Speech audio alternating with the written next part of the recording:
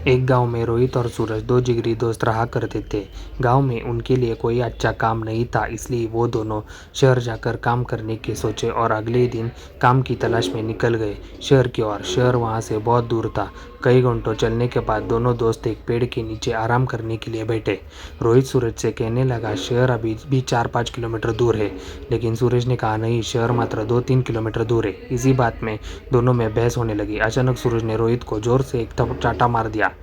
रोहित शांत स्वभाव का था, इसलिए उसने सूरज से कुछ नहीं कहा और एक लकड़ी लेकर जमीन पर लिखने लगा, आज मेरे जिगरी दोस्त ने मुझे चाटा मारा। फिर दोनों शहर की ओर चल दिए। अब कोई किसी की बात नहीं कर रहा था। रास्ते में एक छोटी सी नदी आई जिससे उनको पार करके जाना था। सबसे पहले रोहित नदी में उतरा और उसका पैर दलदल में फंस गया।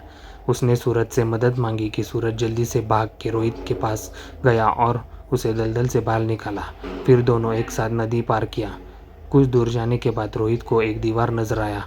उसने एक पत्थर ढूंढने पे के दीवार लिखने लगा, आज मेरे जिगरी दोस्त ने मेरी जान बचाई। ये देखकर सूरज रोहित से कहने लगा, जब मैंने तुम्हें थप्पड़ मारा तो तुमने वहीं पर ज़मीन में उस बात को लिख दिया, और अपनी जान बचाने की बात तो तुमने नदी के किनारे भी लिख सकते थे, तो इतनी दूर इस दीवार पर क्यों लिखा?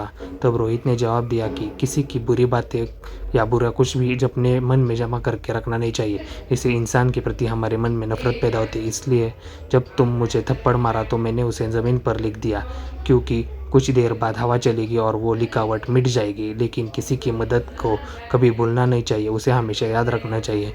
मैंने तुम्हारी की हुई मदद को नदी के किनारे नहीं लिखा और यहाँ इस दीवार पर लिखा, ताकि बहुत दिनों तक यह लिखा रहे। रोहित की जवाब सुनकर सूरज खुश हो गया और रोहित को गले लगा लिया। फिर दोनों हंसते हंसते शहर की ओर चले गए।